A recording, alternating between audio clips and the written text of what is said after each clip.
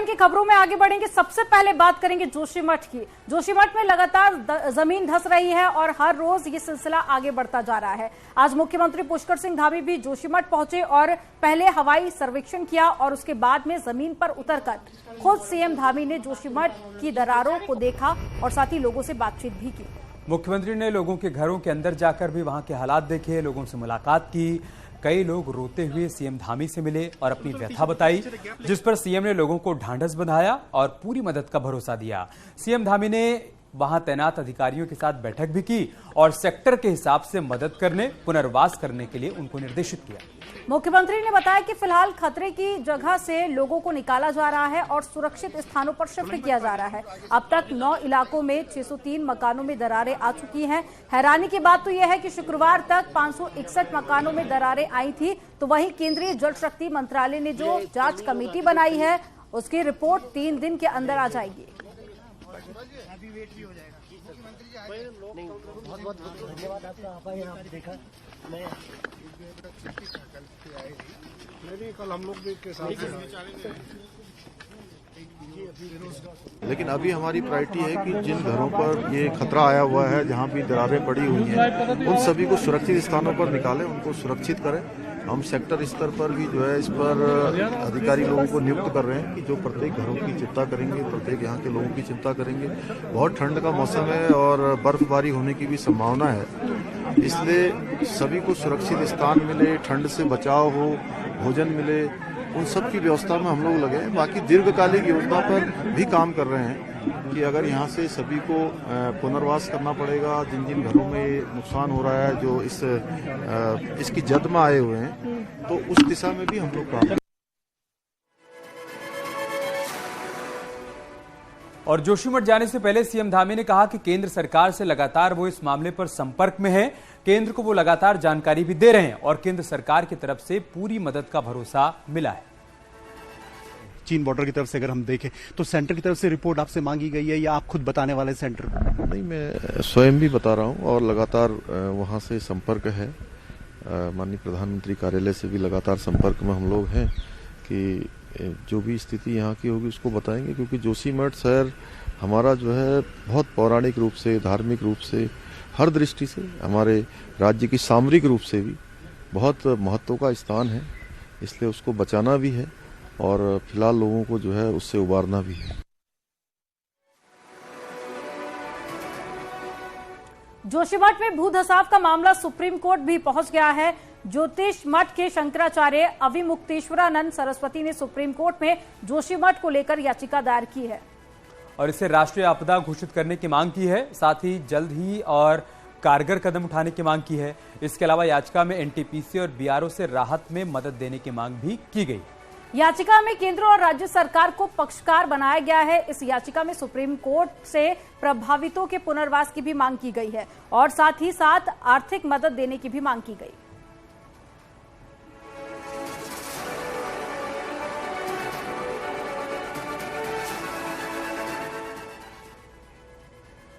और जोशीमठ के लोगों का आरोप है कि एनटीपीसी की सुरंग के चलते ही शहर पर खतरा बढ़ा है और अब इस पर एनटीपीसी ने बयान जारी कर दिया है।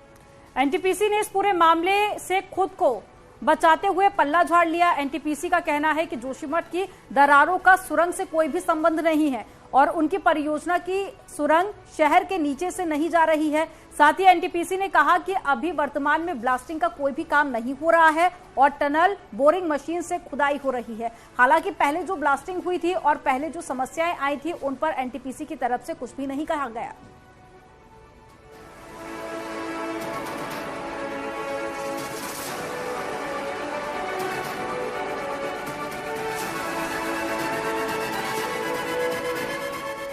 और जोशीमठ से हमारे सहयोगी भारती सकलानी इस वक्त हमारे साथ जुड़ चुके हैं। भारती, वहां पर जिस तरीके के हालात बने हुए हैं, बीते कई दिनों से आप तस्वीरें पहुंचा रही हैं, वहां से अपडेट भी हम तक पहुंचा रही हैं और उसका असर भी देखने को मिल रहा है। आज मुख्यमंत्री भी वहां पर पहुंचे, अधिकारियों के साथ बैठक की। मुख्यमंत्री के इस दौरे के बाद जोशीमठ में आपको क्या एक्शन प्लान दिखाई पड़ रहा है? 2 बड़े डेवलपमेंट हुए हैं अमित।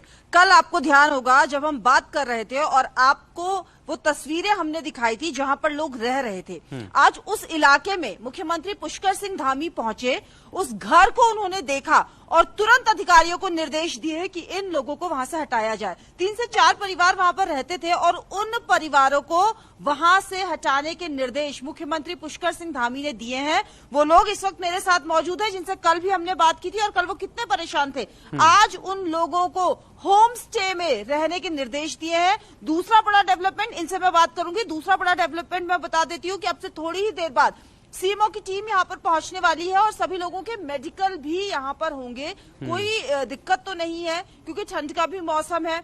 ये जो दूसरा डेवलपमेंट है वो आज यहाँ देखने को मिला मुख्यमंत्री पुष्कर सिंह धामी के दौरे के बाद। लोगों से बात अब कर लेते हैं कि अब उन्हें होम स्टे में रहने की जगह दी गई है। क्या कहेंगे? अब आप लोग आज यहाँ रह रहे हो, कल तो बड़ी मुश्किल थी और इतने दिनों से आप मुश्किल में ही रह रहे थे वहाँ पे, अब आज क्या कहना चाहते हो? मुख्यमंत्री आए, आपके घर को भी उन्होंने देखा, कितनी उम्मीद आपको? हमें इतनी उम्मीद है कि शायद कुछ हो पाएगा। अभी जो होगा सबके लिए होगा, स्पेशल एक हमारे लिए नहीं होगा। कल रात को हमको इधर शिफ्ट कर दिया था एसडीएम मैम ने, तो आज और कल में तो हमने यही रहना है और शायद हमने उनको बोला था कि अलग अलग रूम की व्यवस्था हो जाए कहीं निगम जो गवर्नमेंट का होगा। तो यहाँ रूम ठीक लगे आपको? ठीक है, ठीक है। हाँ, यहाँ पर ये ठीक है मैम, यहाँ बड़ी अच्छा रूम है। और धामी सर आए थे यहाँ, जो कि ऐसे हमें बहुत खुशी हुई धामी सर आने से। ऐसे कि हमारे थोड़े जो आंसू जो निकल रहे थे उससे हमें थोड़ा इतनी राहत होगी कि भाई धामी जी चलो ये तो है कि हमारी बात को थोड़ा उन्होंने सुन लिया और थोड़ी हमारी भी दया वो सोच लिया उन्होंने कि भाई ये बहुत परेशान लोग हैं। अच्छा ये बताओ, आज मुख्यमंत्री जब आए और हर उस इलाके में गए, वो मनोहर बाग भी गए, सिंघार भी गए और वहां पर भी उन्होंने देखा कितनी परेशानियां हो रही है, कैसे कैसे घरों में दरार आ रही है, बू धसाव हो रहा है। बात भी उन्होंने लोगों से की, आप लोग भी वहां पर मौजूद थे, आपके घर को भी उन्होंने देखा। अब क्या उम्मीद है और क्या आप कहना चाहते हो? क्योंकि सीएमओ की टीम भी अभी आने वाली है, वो भी कोई दिक्कत परेशानी? कोई परेशानी है मैम, अच्छा वो है, कोई परेशानी नहीं है हमें। आप क्या कहना चाहोगे? भैया थोड़ा सा आगे आप बताओ, आप क्या कहना चाहोगे? आज मुख्यमंत्री आए, देख कर गए? नहीं, अच्छा लगा, ऐसी बात नहीं। मुख्यमंत्री जी आए, ढंग से देखा उन्होंने। अब जो है आगे रिपोर्ट वही बनाएंगे, जैसे भी बनाएंगे। क्या कहना चाहते हो? अब क्या चाहते हो?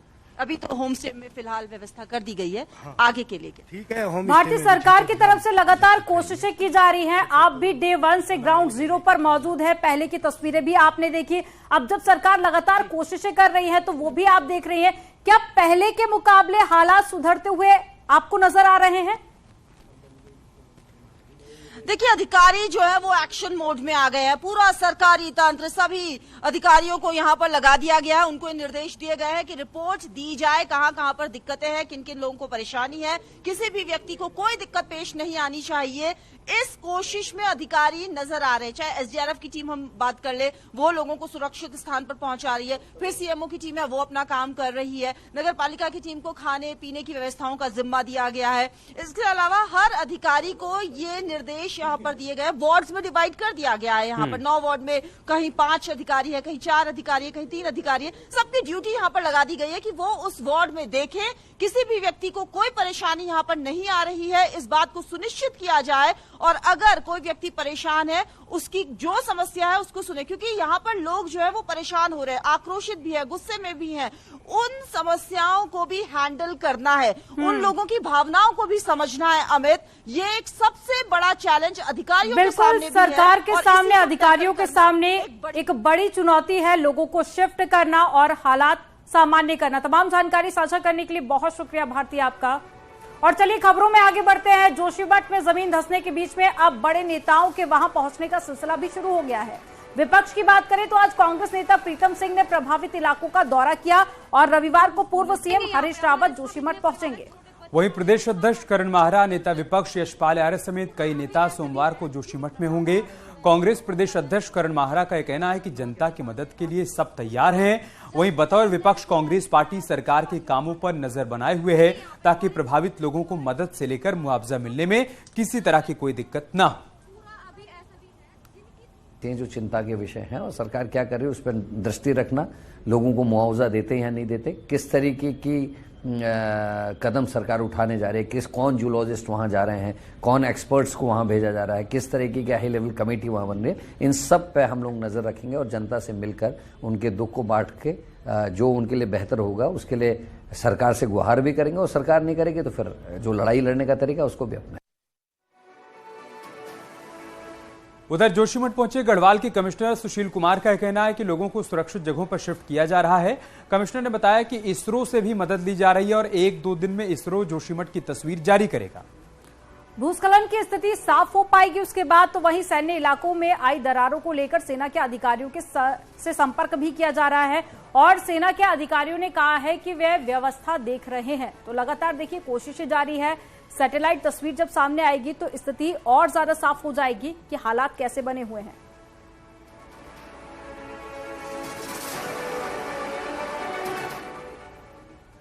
जोशीमठ को लेकर अब मौसम भी डरा रहा है। मौसम विभाग ने भी अनुमान जारी कर दिया है जिसके मुताबिक 2 दिन के बाद में मौसम बदलने वाला है। 2 दिन के बाद में जोशीमठ में बारिश और बर्फबारी का अनुमान भी लगाया गया है। जोशीमठ में लगातार दरारें बढ़ती जा रही हैं और जमीन के अंदर से पानी निकल रहा है और अगर मौसम विभाग के अनुमान के मुताबिक बारिश होती है तो समस्या और ज्यादा या यूं कहें कि कई गुना बढ़ सकती है।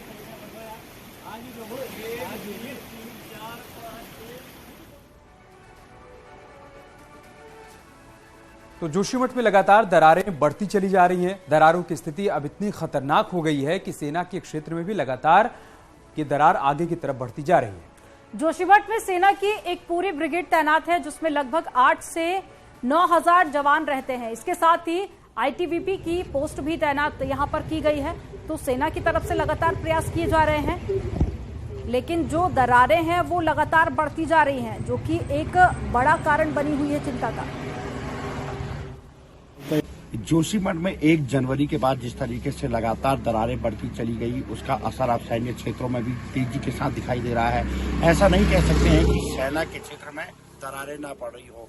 कई इलाके ऐसे हैं जो इस समय भूस्खलन की जद में आ चुके हैं। इस समय हम सेना के कैंप में मौजूद है। इसके आसपास के जो आप देख रहे हैं सड़क है, जो मलारी राष्ट्रीय राजमार्ग है, उस पर भी दरारें आप देख सकते हैं। और ये जो आप सामने देख रहे हैं सेना की एक सड़क ऊपर की तरफ जा रही है, सेना के जवान आपको दिखाई दे रहे होंगे। इस पूरे इलाके में इस समय दरार पड़ चुकी है। हालांकि सेना अलर्ट मोड पर पहले से ही है और जोशीमठ में अगर बात करें तो यहाँ पे पूरी एक ब्रिगेड है। कम से कम 8 से 9,000 जवान यहाँ पे रहते हैं, ड्यूटी करते हैं। और इसके अलावा अगर बात करें तो आईटीबीपी प्रथम वाहिनी सुनील यहाँ पे है। औली में आईटीबीपी का एक पूरा कैंप है।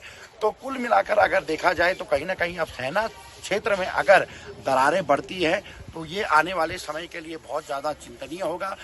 इस समय अगर बात करें तो उत्तराखंड सरकार लगातार भूगर्भीय टीमों से पूरे क्षेत्र का निरीक्षण जरूर करा रही है, लेकिन जोशीमठ में जो हालात हैं वो सुधरने का नाम नहीं ले रहे हैं। नितिन सेमवाल, न्यूज़ 18, जोशीमठ। जोशीमठ में जमीन धंसने से तीर्थ पुरोहितों की चिंता भी बढ़ गई है। पहली चिंता इस बात की होने लगी है कि यात्रा आखिर कैसे हो पाएगी, तो वहीं पुरोहितों का कहना है कि जोशीमठ के हालात से सबक सीखते हुए धामों में चल रहा मास्टर प्लान और साथ ही कंस्ट्रक्शन का काम तुरंत रुकवा देना चाहिए। साथ ही काम से पहले टेक्निकल सर्वे होना चाहिए, ये मांग भी की गई है। तो मौजूदा स्थिति को लेकर भी यहां पर चिंता जताई जा रही है संतों की तरफ से और साथ ही साथ आगामी यात्रा को लेकर भी उनकी तरफ से चिंता जाहिर की जा रही है।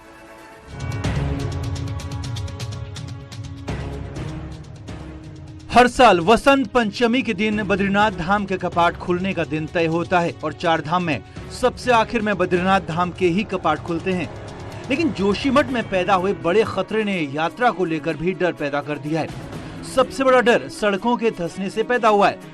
दरअसल बद्रीनाथ जाने वाली सड़क की जमीन जगह जगह धंस रही है। बद्रीनाथ में इन दिनों आम लोग नहीं रहते, पर 4 महीने बाद क्या इस बार यात्रा हो भी पाएगी या नहीं, इस बात ने तीर्थ पुरोहितों और आने वाले यात्रियों की चिंता अभी से बढ़ा दी है। हो गई है, लेकिन 4 धाम में प्रतिकूल असर पड़ रहा है। लगातार जजमानों के फोन आ रहे हैं कि इस बार यात्रा होगी नहीं होगी।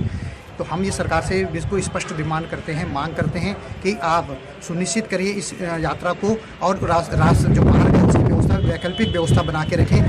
साल 2022 में सबसे ज्यादा 17,60,000 यात्रियों ने बद्रीनाथ धाम के दर्शन किए, तो वहीं 15,60,000 यात्री केदारनाथ धाम पहुंचे। तीर्थ पुरोहितों का कहना है कि जोशीमठ की खराब हालत को देखते हुए तुरंत धामों में चल रहा मास्टर प्लान का काम भी रोक दिया जाना चाहिए और किसी भी निर्माण से पहले टेक्निकल सर्वे होना चाहिए।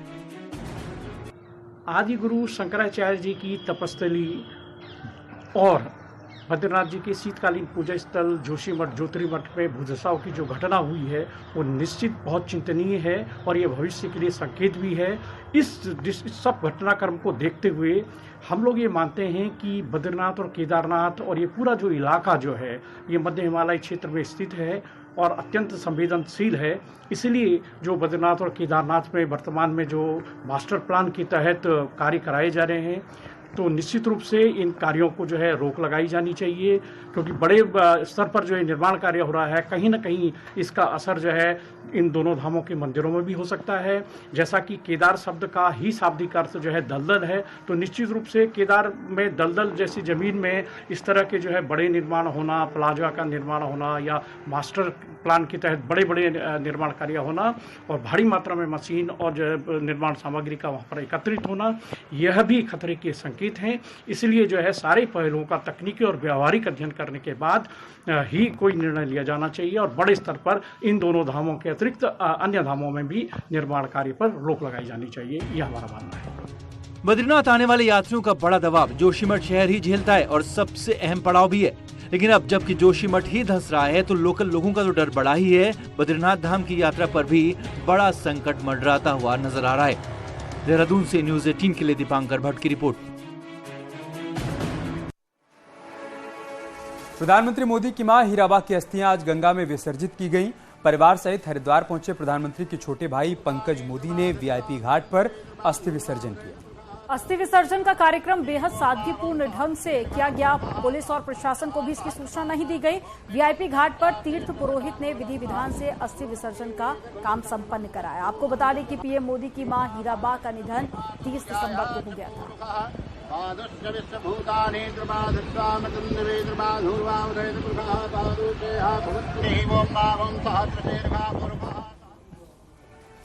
उत्तराखंड में यूनिफॉर्म सिविल कोड लागू करने को लेकर चल रही कवायद को इस्लामिक धर्मगुरु मौलाना अरशद मदनी ने गलत ठहराया है। अरशद मदनी का कहना है कि सभी धर्मों को अपने अपने धार्मिक नियमों का पालन करने का अधिकार है। सरकार सभी धर्मों पर एक जैसे नियम नहीं थोप सकती है। हरिद्वार पहुंचे मौलाना अरशद मदनी ने आचार्य महामंडलेश्वर कैलाशानंद गिरी से मुलाकात की। इस दौरान कैलाशानंद गिरी ने मदनी को भगवा शॉल उड़ाया। वहीं अरशद मदनी ने भी स्वामी कैलाशानंद गिरी को हिंदी में अनुवादित कुरान शरीफ भेंट की। और आपका सम्मान सिविल कोड का मतलब यही है कि जो अपने अपने पर्सनल लॉ हैं मजहबी, उनको खत्म करके किसी एक पर्सनल लॉ के का मजबूर कर दिया जाए आदमी को, यही तो मतलब है। आप सहमत नहीं है? नहीं, हम इससे सहमत नहीं हैं। हम कहते हैं हर आदमी को अपने मजहब के ऊपर चलने का मुकम्मल अधिकार है और इख्तियार रहना चाहिए। आतंकवाद को लेकर के वार्ता हुई, राष्ट्र को लेकर के वार्ता हुई, एकता को लेकर के वार्ता हुई, एकता की परिचर्या को लेकर के वार्ता हुई, समन्वय को लेकर के वार्ता हुई, संधि को लेकर के वार्ता हुई कि हम हर परिस्थिति में राष्ट्र के साथ हैं, हर परिस्थिति में राष्ट्र के हित में है और हम एक हैं, हम एक हैं। आज यह बड़ी बात इमाम साहब के द्वारा पूरे देश को, दुनिया को जाएगी। देश के टॉप 3 थानों में मुख्यमंत्री पुष्कर सिंह धामी की विधानसभा क्षेत्र चंपावत का इंडो नेपाल बॉर्डर से लगा हुआ बनबसा थाना भी आया है, जिसे 20 जनवरी को देश के गृह मंत्री अमित शाह दिल्ली में सम्मानित करेंगे। बनबसा थाना अध्यक्ष के मुताबिक देश के 16,000 पुलिस थानों में बेहतर काम करने पर देश के सर्वश्रेष्ठ 3 थानों को चिन्हित किया गया। वहीं बनबसा थाने की उपलब्धि के बारे में बताते हुए बनबसा थाने के पुलिसकर्मी ने बताया कि इंडो नेपाल बॉर्डर पर मुस्तैदी से तैनात जवान और पुलिस अधिकारियों की वजह से ये उपलब्धि हासिल हुई है। थोड़ी स्माइल सर। मेरे को तो लगा तुमको लाना नहीं। उत्तराखंड में विधायकों की विधायक निधि पर लगने वाले जीएसटी टैक्स के चलते विधायक विकास कार्यों का हवाला देते हुए विधायक निधि बढ़ाने की बात कर रहे हैं। उत्तराखंड के वित्त मंत्री प्रेमचंद्र अग्रवाल ने विधायक निधि पर बोलते हुए ऋषिकेश में कहा कि इस विषय पर मुख्यमंत्री जल्द ही फैसला लेंगे। फैसला ये लेंगे कि विधायकों की विधायक निधि बढ़ाई जाए या फिर जीएसटी को हटाया जाए। सरकार को बड़ा राजस्व जीएसटी से मिलता है और अब मुख्यमंत्री को ही फैसला लेना है। इस बात का जिक्र प्रेमचंद अग्रवाल की तरफ से किया गया। जो हमारा राजस्व जीएसटी से सबसे ज्यादा आता है और यदि उसमें जीएसटी समाप्त होगा तो निश्चित रूप से राजस्व का नुकसान होगा। तो अभी ये माननीय मुख्यमंत्री जी के विवेक पे है कि वो जीएसटी सरकार की तरफ से वहन करते हैं या जो हमारी राशि है विधायक निधि की वो बढ़ाते हैं। उद्यान विभाग के निदेशक हरमिंदर सिंह बावेजा की मुश्किलें बढ़ने लगी हैं और उन पर लगे भ्रष्टाचार के आरोप को लेकर मामला अब हाईकोर्ट तक पहुंच गया है। हाईकोर्ट की चीफ जस्टिस कोर्ट ने राज्य व केंद्र सरकार के साथ सचिव उद्यान कृषि, सचिव भारत सरकार और निदेशक को नोटिस जारी किया है। कोर्ट ने 4 हफ्तों में जवाब मांगा है और पूछा है कि जो जांच हुई है उस पर क्या कार्रवाई हुई है। आपको बता दें कि दीपक कसगेती ने हाईकोर्ट में जनहित याचिका दाखिल कर कहा था कि निदेशक हरमिंदर सिंह बवेजा पर खाद और बीज और साथ ही पौधे के नाम पर भ्रष्टाचार का आरोप लगाया, जिसको लेकर अब जवाब मांगा गया।